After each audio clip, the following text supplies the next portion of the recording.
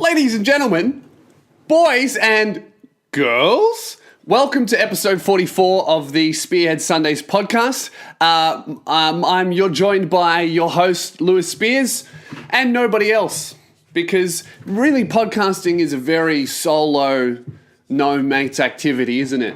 Like, have you ever listened to a podcast with someone else? I have. It sucks.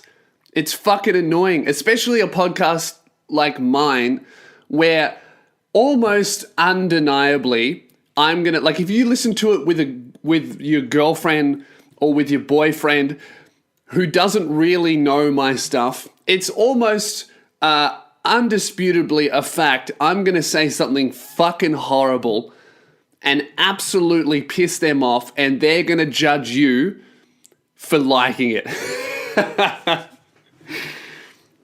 You think that's funny? How can you think that's funny? That's so mean. That's really mean. Your girlfriend will be like, that's sexist. And your mate will be like, that's racist. And then you'll just be there, no, look, okay, it's a joke, all right? He's clearly joking. Really? It doesn't sound like he's joking.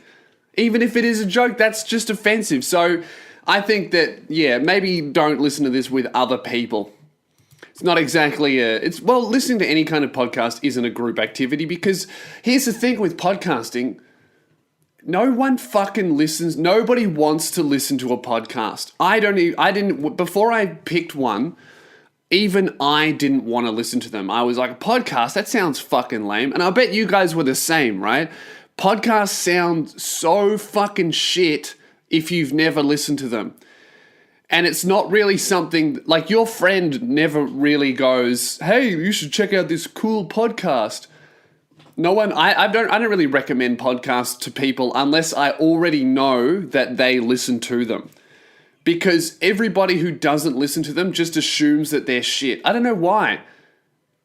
I think podcasts, like most podcasts, are very good. Like, most of the podcasts out there are quite good. So I don't know why they have that reputation. Nobody told me they were bad. They just sound lame. I think that's the thing. A podcast is an internet radio show. Yeah, that sounds fucking shit.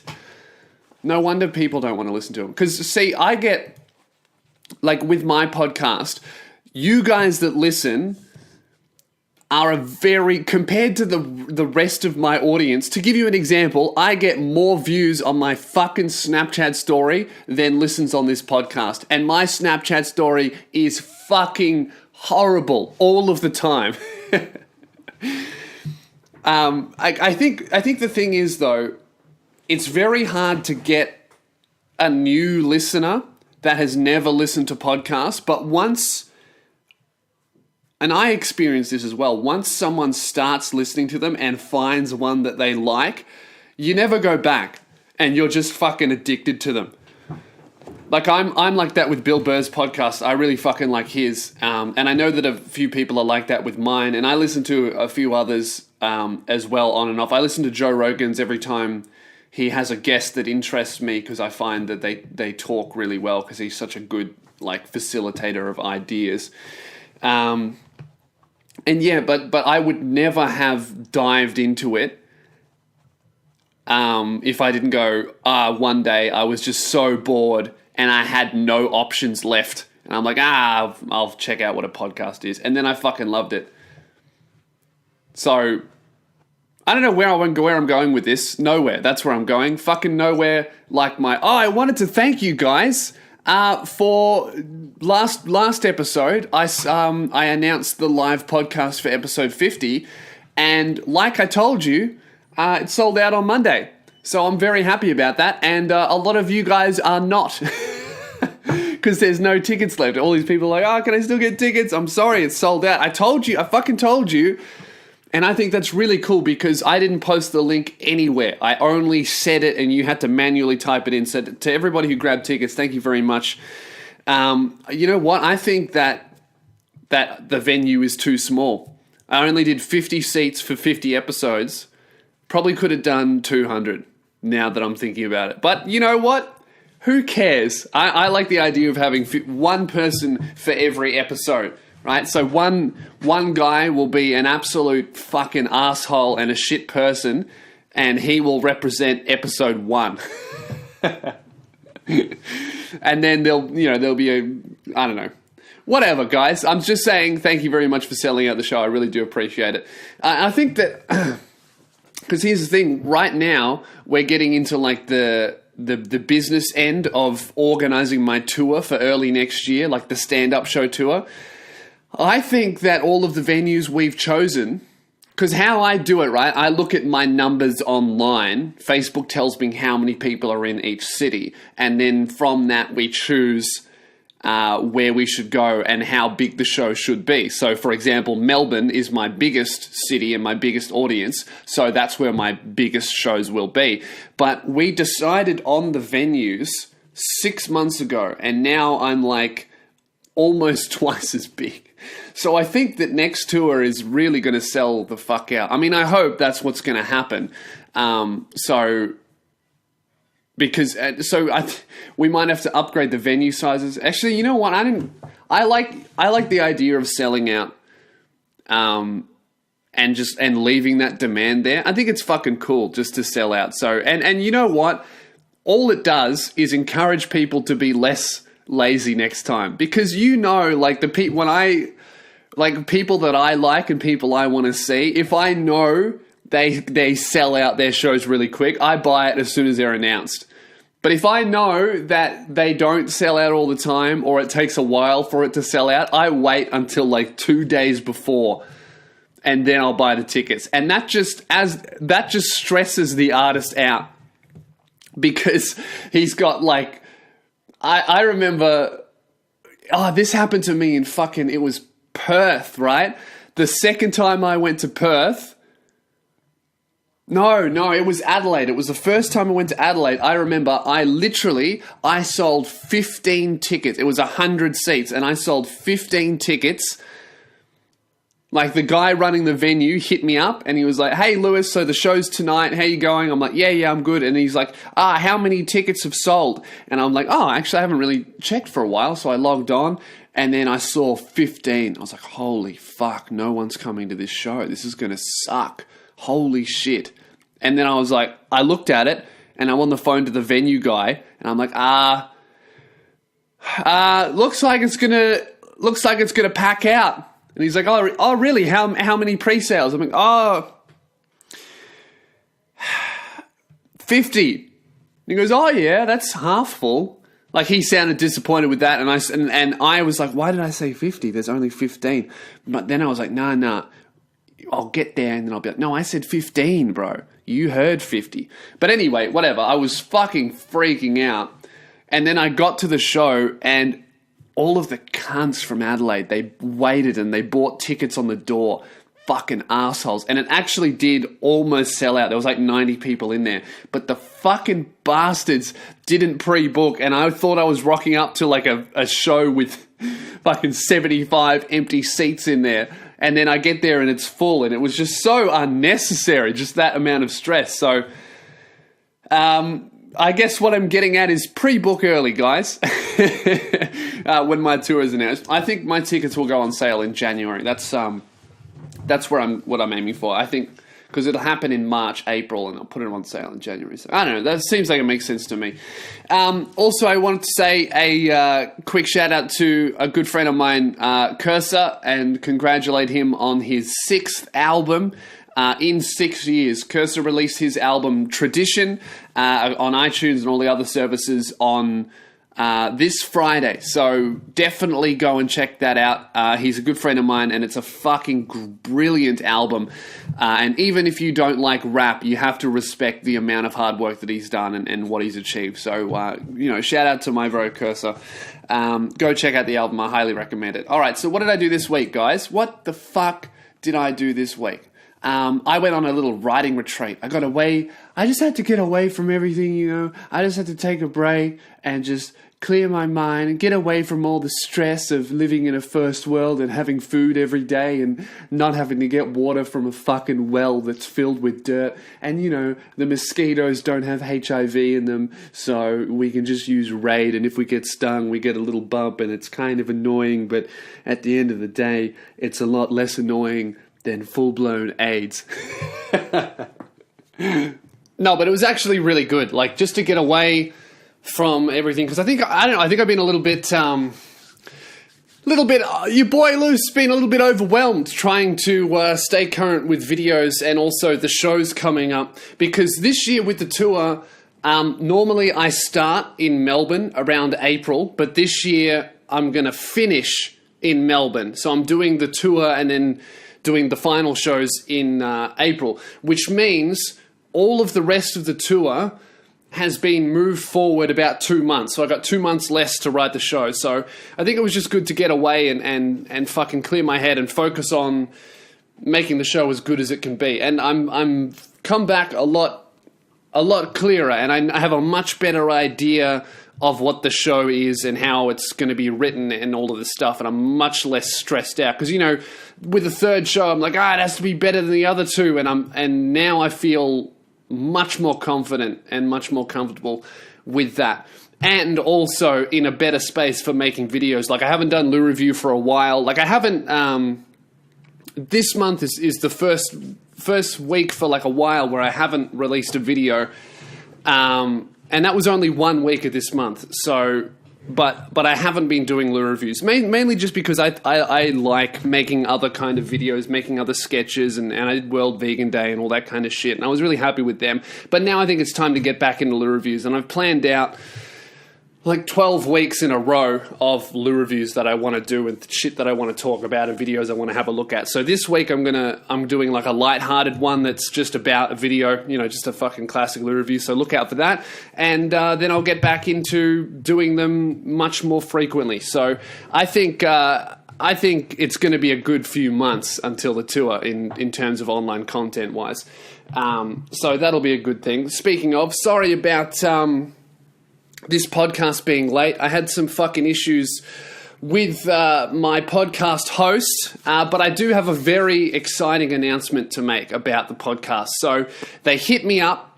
The podcast host emailed me and they said, "Hey, Lewis, just so you know, you have gone over the limit of your data allowance for the podcast. So we're going to have to start charging you 10 cents a gig." And then I emailed the back and I was like, because what they're talking about is every time you download this podcast, that is like data that the podcast host has to pay for, right? So it's like, you know, it's like how you pay for internet when you download something and that uses up internet. It's the same thing for the host. So they're like, hey, you've reached your limit because the podcast is getting so popular and there's so many episodes now that the limit is being approached. So they were like, hey, just so you know, you're approaching your limit, so we're going to have to start charging you 10 cents for every gig that you go over the limit. And I was like, I read that and I emailed them back. I'm like, oh, hey, I think there's been a mistake because I'm actually paying for the unlimited plan. So there should be no limit. And then they got back to me and said, hey, just so you know, the unlimited plan has a limit. And then I was like, well, then that's not fucking unlimited, is it? So, and then I fucking looked at all of the other, because that's fucking horse shit, right? They say, no, it doesn't actually mean unlimited. That's just the name of the fucking plan. So, which is basically like Subway going, hey, look, this is a foot long, but it's not actually a fucking foot long. It's just called a foot long. So reasonable people go, oh, I'm going to get a foot of sandwich, and then they get 6 inches. You know, you feel like some girl who's just gone on a Tinder date with a guy talking his dick up, and then she gets in the bedroom and it's fucking 3 inches and doesn't get hard. She'd be like, fucking rip off. If she paid for that, she'd be angry. Like, so basically that's what's happened to me. Some guys told me his dick is 12 inches. I get there and it's fucking 3, and I'm like, I want my money back. This is bullshit. So I start talking to them with their fucking unlimited plan. Turns out unlimited is just the title of the plan and there is a fucking limit. I don't understand it, right?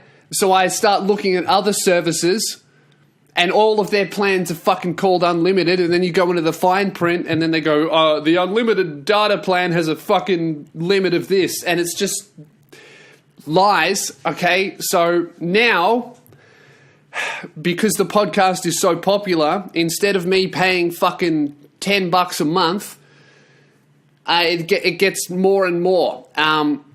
So they told me what my bill would cost this month, and holy fuck, it's a lot of money.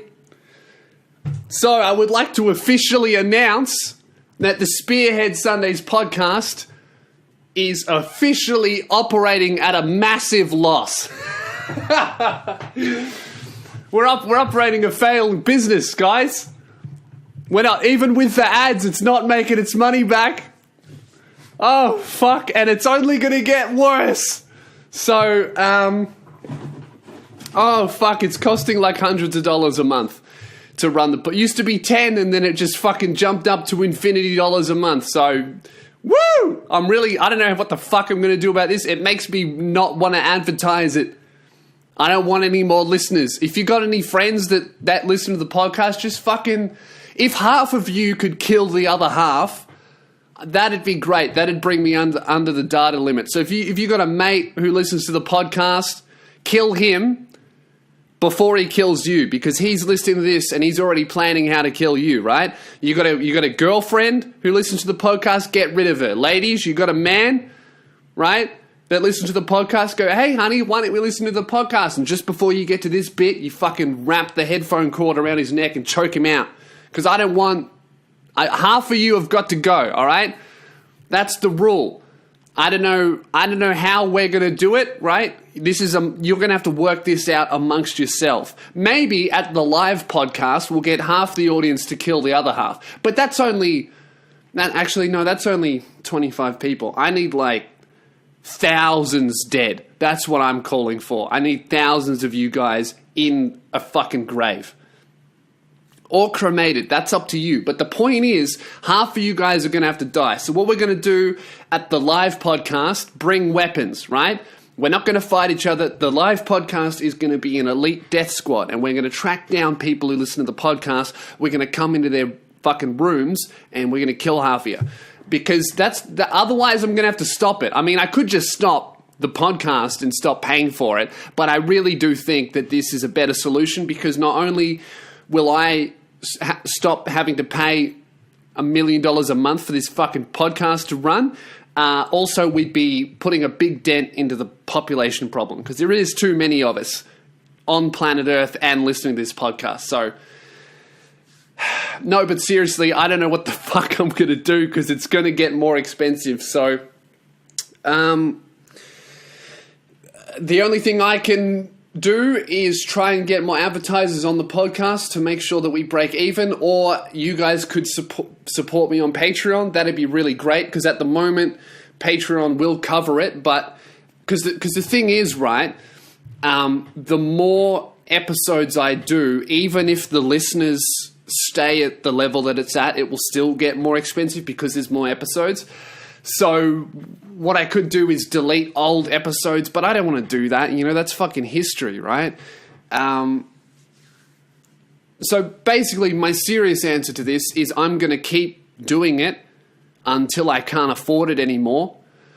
So I'm going to aim to get more advertisers on the podcast, or if Patreon picks up, that'll cover it, hopefully. But I was looking at, because, you know, I want this podcast to be as popular as possible. So I was looking at, because my podcast, it's getting, in the scale of podcasts, it's big, but it's not like big in terms of the internet. Do you know what I mean? Like it's getting thousands of downloads, but it's not fucking Joe Rogan's podcast. It gets hundreds of thousands. So, basically, I was looking up how much does it actually cost to run a truly popular podcast, and I looked at This American Life. It costs them $26,000 a month. Holy fuck! I don't even know how they make their money back. Surely, they're like, if an advertiser came on and you're paying $26,000 a fucking month, you'd have to ask the advertiser, yeah, it's $10,000. Are you really going to get that money? I don't know. Maybe. But yeah, this conversation has no fucking... it has no end to it. And there's no solution that I can see other than Patreon picking up or more advertisers. So, or you guys are going to have to kill... I think that's the real answer, right? Don't sign up to Patreon. Just kill your mate, all right? That's what I asked for you. Or if you don't want to go to jail for murder, $2 on Patreon a month. But yeah, so I'll keep you updated with how much this podcast is going to cost me. And if it gets... Right now, it is manageable for me, but if it keeps growing at the rate that it does, it's going to get fucking ridiculous, and I'm going to have to find a solution for it. So I don't know what that is now, but come and see a show. Because I need to pay for this somehow. Maybe I'll start sucking dick. Who knows? All right. What was I saying? Oh, yeah. So, speaking of fucking problems that no one gives a fuck about, right? This week, I walked past a fucking protest. I was in Melbourne, in Australia, a fucking protest against Donald Trump. Like, how, of all the horrible shit that's happening right now in Australia that Australians can change, some fuckheads decide to protest the democratically elected leader of a country that we're not a part of. How fucking insane is that? And their whole protest, the protest was run by the Socialist Alternative, which those guys are a bunch of fuckheads because those cunts go out there and they smell like shit in their fucking T-shirts and their dreadlocks, and they try and sell... They have a magazine called the Socialist Alternative Magazine, whatever the fuck it's called, and they make out like it's free, and you go up to them and you're like, oh, wow, I'd love to learn more about your political organization and the Socialist Alternative. I really hate capitalism. Profit and money is the root of all evil. We should all live in a socialist society where everyone's equal and everyone's needs are catered for, and there's no 1%, and no one's, exploiting others for profit. So I would love to read more in your magazine that is, I presume, free. And then they go, yeah, that'll be $10, mate. We've got to make money somehow, We might be called the Socialist Alternative, but that doesn't mean we can't make a few bucks, if you know what I mean. And do you reckon the money they make off that magazine, do you reckon they distribute that money equally among members, or do you reckon they use it to further their organisation, pay their staff, and improve their company? Kind of like what's that called? What's that called when you take money and then you use it to make more money? Is that... Oh, yeah, capitalism. That's what it's fucking called. It's just... I don't know. Those guys are just funny. You see their fucking flyers everywhere. I think the biggest difference the Socialist Alternative is making is they are really, really funding the fucking ink industry. Because the amount of ink that those cunts put on their fucking posters... They're really setting up the ink industry for life and destroying the environment in the process. So good on you, Socialist Alternative.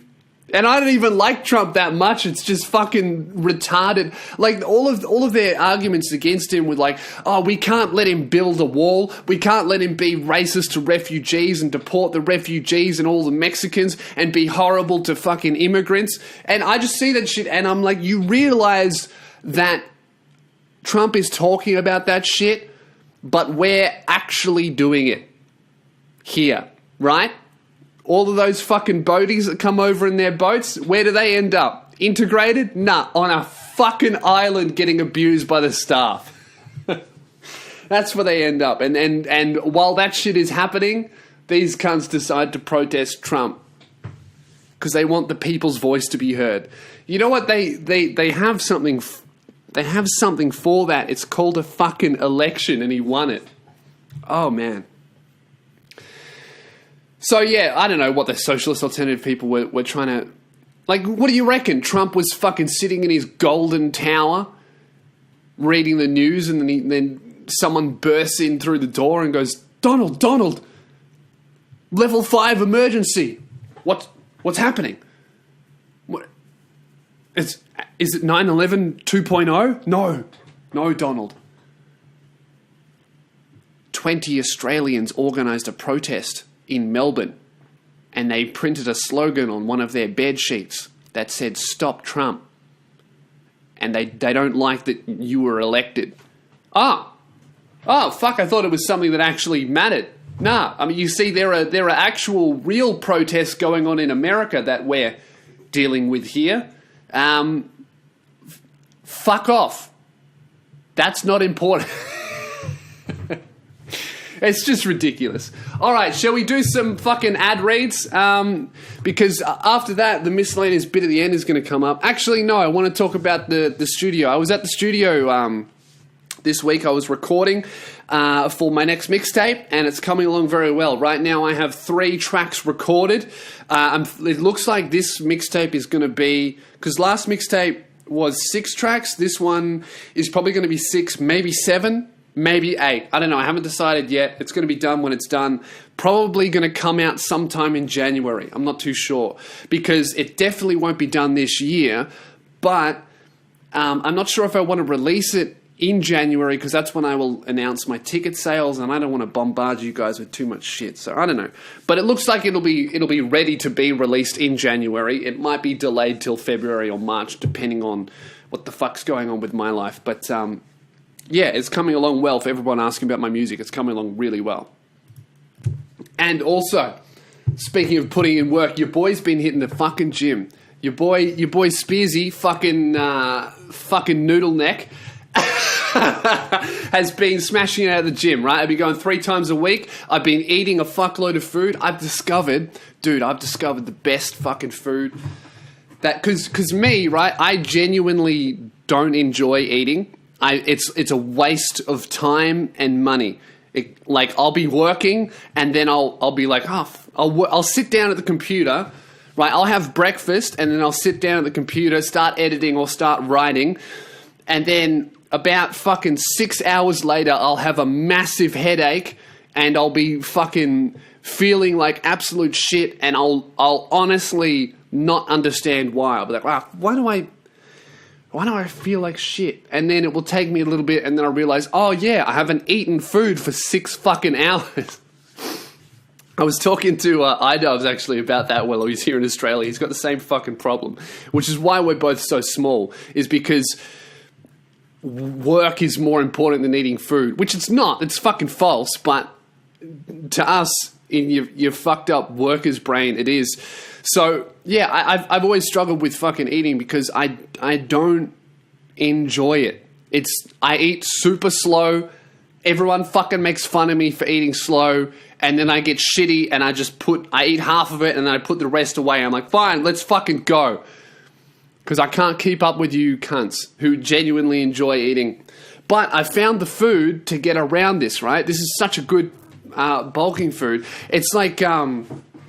it's tuna bake, right? Tuna pasta bake. And you can find the sauces in the supermarket. It's those you know, those fucking, there's a whole aisle and it's just packets of sauce, and then they have recipes on the back of them. Look for the tuna bake one, and you just get, it's so easy, man. You just get macaroni, a fuckload of tuna, you cook the pasta, and then it's like cream, and then the packaged sauce, and then you put it all in a pan, and you put cheese on it, and then you put it in the oven, and it is the best tasting fucking shit ever, and you can eat so much of it, and it'll make you fat as fuck. Don't eat it if you're trying to lose weight. If you're a fat cunt listening to this, licking your lips, having to think about how good this would taste, stop it. No, all right? You need to run and eat kale and hate your life. But me, I need to fucking eat too much tuna bake to the point where I feel like shit, and I don't want to leave my chair because I've eaten so much that if I were to walk down the street, I might fucking spew, all right? So we're on opposite ends of the spectrum, but we're dealing with the same shit, okay? Dieting sucks. Doing it properly sucks. But whether you're trying to put on weight or lose weight, it's not fun. But you got to do it. You can't be a fat cunt or a skinny cunt for the rest of your life. All right, I swear, man, before 30, I will reach my body's potential, because after there, it's all downhill. Very few fucking 30-year-olds look good, no matter how much they hit the gym. They still got their fucking flabby tits and their abs that are hidden by fucking dad bod. So I'm trying to reach my potential before I end up, because really, me, I'm so long, I'm never going to be fat, but you've seen it, right? The skinny fat, where someone, they'll look okay in a t-shirt, they'll look really thin, but then they'll take off the shirt and they've got this weird fucking belly and drooping tits. They look like an overweight golem. That you know what I'm fucking talking about, the skinny fat. I don't want to be that, all right? So that's what I'm trying to avoid. I go to the gym 3 times a week, and eating this tuna pasta shit along with like bulking protein shakes, and I'm putting on weight. It's working, man. A fuckload of milk, a fuckload of pasta and carbs, and all this kind of shit. If you have any meals that you use to put on weight, let me know. Email me at podcast@loosebeers.com. I want to fucking hear about it, right? But this shit that I'm eating is great because it's just cheese and tuna and pasta and cream and sauce, and it'll make anybody a fat cunt, and it's really easy to eat. You know those meals that when you eat, they taste so good and they're so easy to eat that you always, every time you have it, accidentally eat way too much without even realizing it. And then you get to the end of the meal, like you'll go on a date with your girlfriend, you might invite her over and you'll cook it for her, and then you've got candles in the bedroom, she's got a nice little red dress, you're both absolutely primed to fuck the shit out of each other all night. But then the tuna bait comes out of the oven and you get what looks to be reasonable proportions, and you eat all of that, and then you're like, oh, I'm still hungry. You're not. Your body just hasn't realized how much you ate. You ate it that quickly. It doesn't realize that there's food inside it. You think you're still hungry, but really your body's just trying to fucking shovel all that shit down its digestive tract. So you get another serving, you and your girlfriend, and then you both eat it. And then the first serving hits your stomach and you're like, oh fuck, I'm full. But then 10 minutes later, the second serving gets down and you're like, oh fuck, I'm fat. And then your whole night is ruined. You and your girlfriend are just lying on the couch like absolute fat, disgusting blobs. And that's it. Blow the candles out, honey. I'm too full of pasta. That's the kind of meals that I want to eat all day, right? So send them through, and I'll keep you updated. I still weigh 71 because I didn't make, while I was on my retreat, I will confess I didn't make it to gym. There wasn't one in the area, so I was eating heaps, but I wasn't going to gym, so I didn't put on any weight. I just maintained. So don't worry. Before this live podcast, you guys are not going to body shame me, right? I'm going to weigh 75, and I'm going to look fucking great. All right. Now, let's get on to some ad reads. Oh, it's our good friends, Risk Society. What's the number one compliment you'll receive this year? Number one, hey Lewis, nice dick. That'd probably be my number one. Or my number one would be, hey Lewis, your show was amazing. That'd also be good. Or hey Lewis, I like your podcast. Or hey Lewis, you're my favorite comedian. Those would be like number 1 through to 6. But number 7 would probably be, hey man, nice watch. What's the number one compliment you'll receive this year? If you're not wearing a watch, none. Because men are never complimented on anything else. Oh, fuck. Scratch everything I just said. Men don't get compliments. I fucking... Don't listen to me, listen to Risk Society. Get a sick watch every month from Risk Society. Having gone viral multiple times on Reddit and featured on GQ magazine, Risk Society is shaking up the overpriced watch industry by offering a new watch every month starting at $29 a month. And best of all, they ship worldwide. Worldwide. Use code Sundays to receive 10% off and go to my special link, risksociety.com/LEW. That's risksociety.com/Lou. Enter code Sundays and you get 10% off some fucking watches. You get a new watch every month and you can pretend that you're a lot richer than you actually are. Because really, I was thinking about it, even if you spend $15,000 on a Rolex, and you wear that every day for 3 years, people are going to think you're poor because you still have that same Rolex. Whereas, if you have fucking a new watch every month that people assume is a fucking Rolex because they're dumb, you're going to look like a fucking billionaire. So get on risksociety.com/Lou, Sundays for 10% off. All right. Now that wonderful part of the podcast is over, unfortunately, we're going to have to do the worst part, right? We just did the bit before the miscellaneous. This is so hard to say. The bit before the miscellaneous bit at the end, thanks to Riz Society. But now we got to get to the fucking actual bit. Fucking hell. We just did the bit before the miscellaneous bit at the end, and now we're going to do the miscellaneous bit at the end. All right? I got it that time. Let's get into it. I got 2 questions. If you want to send a question to the podcast, the new email is podcast@louspears.com. Make sure you summarize it in the subject line. Don't send it to the old email. I'm not going to tell you what the old one is, so I don't want to confuse you. The new email is podcast@louspears.com. All right, so we got this question from Dylan.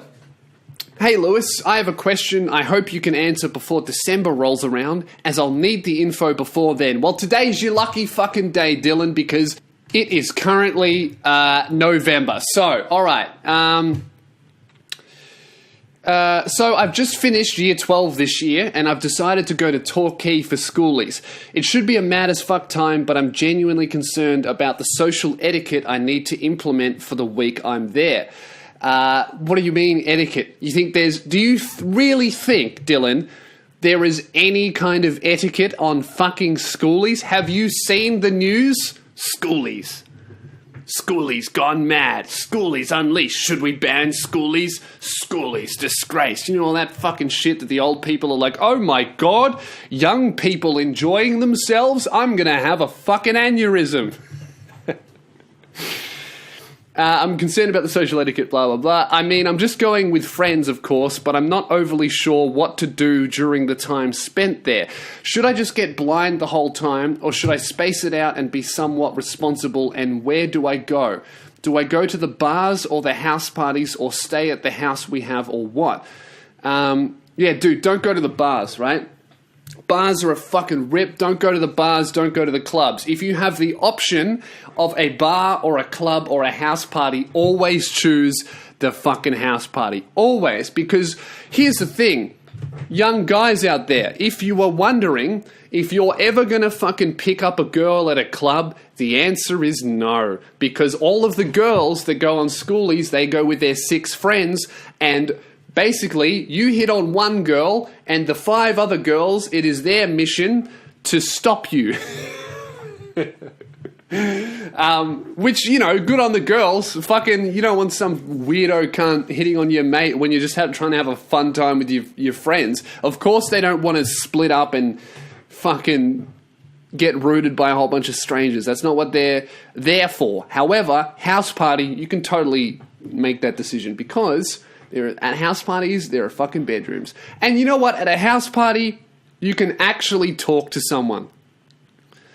Right? At a club, no one talks to strangers. Everyone fucking talks amongst their own group that they arrived with, and then maybe, if you're lucky, you might get to stand behind a girl while she rubs her ass on your dick, and then she's gonna go, that sucked, and go and get some fucking water and hang out with her mates and talk to them. She's not going to talk to you, all right? Whereas at a house party, you can actually make a connection with someone, pick them up, and here's a secret with Schoolies. Very rarely are you going to fuck a girl that night, but you could get her number and organize it for later. Because Schoolies, right, every single night before they leave, they go, right, we're going to go to this club, then this bar, then this house party, then we all meet here and we go to sleep. So you can't fuck up that plan. Basically, if you're hitting on someone, you have to be better than all five of their friends and their plans that were pre-arranged before they even knew who you were, right? So what you want to do is you want to hit on a girl, get her number, and then organize it for the next couple days so that she can slot your cock into her plan. Should we go to the clubs tonight? No, I'm meeting Jason. Who's Jason? You know, that guy at the house party who got my number. Oh, Jason. Oh, yeah, you should see him. Like, that's what you want, okay? So give up on rooting a girl the first time. I mean, it might happen, but if you really want to be economical about your time being spent, you should just hit on a whole bunch of girls, get all their numbers, and meet them up as, stagger it. Give yourself look, I'll meet Chelsea at 7 p.m., then at 8 p.m. I'll have a rest for an hour, then I'll go meet Sarah at 9 p.m., rest for an hour, then I'll go meet Michael. See, the guy that I was using in my example is a bisexual male. Because I don't live my life through heteronormative lenses, unlike the most of the patriarchy. All right? So, anyway, the rest of the question. Where am I? It's a totally new and exciting concept to me, and all I know is what I see on media and in films of spring break, which is over-exaggerated, falsified story to gain views. Yes, so insight into this scene would be a great benefit for me and my time there. Any advice or stories about your Schoolies experience, if you had one, would be great help, as I don't know how to go about this and what the scene will be like once we got there. Well, after I've just given you all of that advice, Dylan, I would like to also tell you that I never went to Schoolies. Because I didn't realize that, Schoolies was like a thing that you had to register for. Because for the Schoolies that all of my mates went on, it was like a limited event where if you stayed in this hotel, you got access to these clubs. So if you weren't staying in that hotel, you couldn't get into the clubs. It was a really smart idea to keep toolies away and people you didn't want there, because the only way you could book at that hotel was with proof that you were finishing high school. I missed the deadline for that hotel. I didn't realize that that's what you needed to do. And then the hotel sold out. So I was going to go with Schoolies with my mates, but then we kind of figured out that if I were to go, any party that they would want to go to, I just couldn't fucking go into, and we'd all have to... It would have fucked it up for everyone, so I never went to Schoolies. I never went, but I know that I will probably be booked as an entertainer for Schoolies, which is basically just a toolie who fucks 18-year-old high school students and gets paid. That's what I assume all of the fucking entertainers do there. They just come in and cut the 18-year-old high school student's grass, and then the girls are like, he was on stage. I don't want to hang out with some guy who got fucking 60 on his ATAR. But yeah, man, I would... but from what I know from like going clubbing when it's not fucking Schoolies is you're not really going to pick up anybody at a club. I mean, it might be different because everybody there wants to let loose, but I would say... the best way to do it is just build a connection. Don't be a fucking spaz, man. Just build a connection with a girl, and she might like you, and then see her on another night instead of trying to organize one-night stands, because those are just fucking...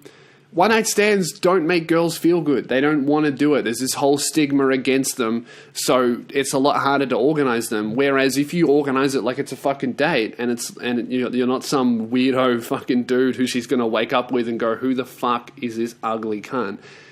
It'd be much better. So yeah, I would utilize getting phone numbers, because if you're doing that, you're probably going to stand out from all the other guys who are just trying to, fucking use her for one night. I would get on Tinder.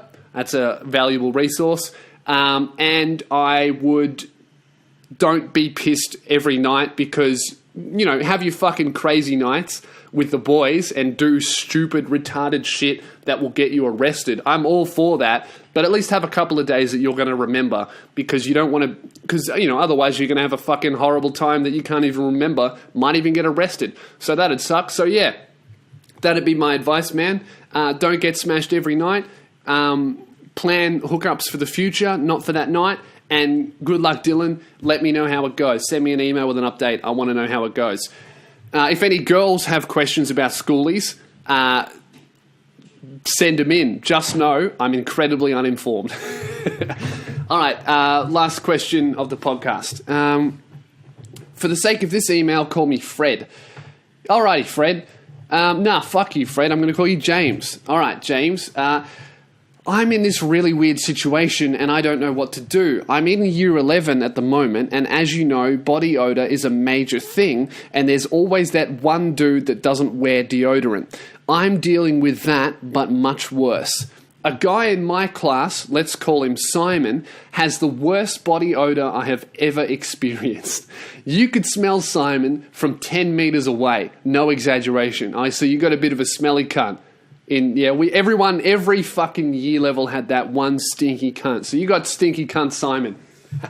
It's so bad that the teacher walked into the classroom and said, "Wow, 9 in the morning and I can already smell bad BO." I want to ask Simon to wear some Lynx or even shower in the morning, but I don't know what to say because I know he gets triggered easy. How do I ask him to wear deodorant without making myself look like a dickhead? Thanks, Lewis. You're fucking great. Can't wait to see you live. Thanks, James. There's no way to say it without offending him or hurting his feelings. I mean, if there's a way to maximize the hurt and there's a way to minimize the hurt, but at the end of the day, you're still telling him that he smells like shit and everybody knows. But basically, what you need to do is you need to approach it from a "I'm doing you a favor before it gets out of control" kind of thing. So I'd be like, hey, I would like get him alone, right? Get him alone. Maybe don't bring a gas mask. That'd get him in an open field, like on a windy day, and then stand like downwind so that the wind blows your back and his front, and it blows his fucking aroma away from your nose. So that way you can have a conversation with him without your eyes watering and you looking like you've just fucking seen someone eat shit, right? So get him and be like, "Oi, Simon, look, you're a fucking stinky, can't have a shower."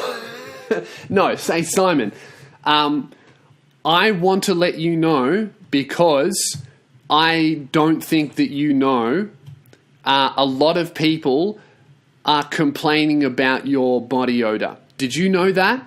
And then he will go, "Nah, man, I had no idea." Really? Like, just say, "Do you know a lot of people are complaining about this?" Ask him the question. Don't say, you smell like shit." Ask him, "Do you know people say you smell like shit?" Not me, of course. I would never say that, but other people are saying that you smell like shit, right? And then he'll go, "Oh, no, I had no idea." And then you'll just be like, "Yeah, I just wanted to let you know that a lot of people have been complaining about it. And, you know, I don't want people to talk behind your back, so I thought I would let you know. And do you wear deodorant?" Oh, here you go, right? Say, "A lot of people have been talking about it, and I wanted to let you know because I also have pretty bad BO, but I manage it by using this brand of deodorant and do like the fucking," because I'm assuming that you're not a stinky cunt, right? So just fucking look up the strongest deodorant out there that is readily accessible at a pharmacy and go, "This brand is what I use. You should use it too." Maybe even fucking buy it for him. That'd be, see, that turns it from "You're a stinky cunt" to "I'm doing you a favor, man, because I'm looking out for you." And then just give him the fucking thing, and then he will look up how to stop being a stinky cunt, because nobody wants to be the stinky cunt, right? So just go, "Hey, stinky cunt Simon, a lot of people are calling you stinky cunt Simon. Here's the deodorant I use because I also used to be a stinky cunt, but now I'm not. Here, have this." And then he'll be like, "Man, thank you so much. Give me a hug, bro." And then you'll be like, "No fucking way am I going to hug you. I don't want my face in your cesspit of an armpit," right? use a deodorant, have a shower, and then I'll give you a handshake while wearing gloves and a hazmat suit behind a fucking bulletproof glass, right? And then there you go. That's how you fucking fix it, all right? So that's the end of the podcast, guys. Thanks very much for listening. Sorry, this one was a couple days late. Well, 1 day late. I had, as I said, it was all the issues with the podcast and the fucking money. But it's all sorted out, and they're right, but a little bit fucking shady because unlimited data does not mean unlimited if it's a lot. So, yeah, I'm going to go and hit the streets and start sucking dick for cash so I can pay for this podcast until Patreon or I get some more advertisers. So, yeah. Thanks for listening. I do this every week. Subscribe, leave me a good rating on iTunes, and I will see you next Sunday. New video will be out this week. That's about all I have to say. Thanks for buying tickets to the show. Really happy that it sold out. Yeah, have a shit one.